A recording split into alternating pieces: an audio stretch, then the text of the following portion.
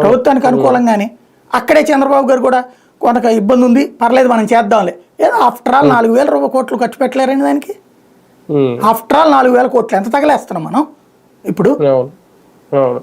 లేదా నువ్వు ఇప్పుడు ఆ మద్యం ఎట్లాగో రేట్లు పెంచేశారు కదా, ఒక 5 రూపాయల మద్యం మీద మెడికల్ కాలేజీల కోసం ట్యాక్స్.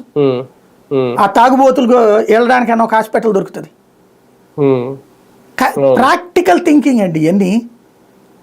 ఆ హాస్పిటల్ అన్ని బాగుపడి ఆ హాస్పిటల్లో ఈ ఆరోగ్యశ్రీని పెడితే నువ్వు ఆ ఇన్సూరెన్స్ కంపెనీలకు ఎందుకు డబ్బులు తగలేయడం?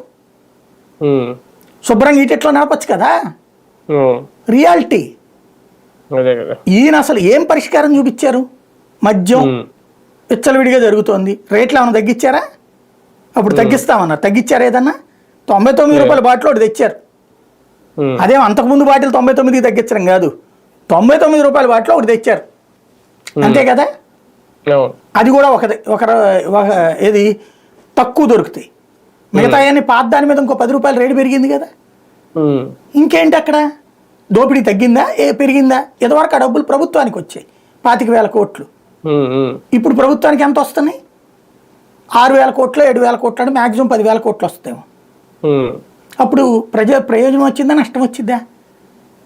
ఇట్లాంటివన్నీ పోని మనకద్దు, అసెంబ్లీలో వద్దు, విడిగా వీళ్ళు కూర్చుని చర్చించుకుని ఏమైనా పరిష్కరించారా?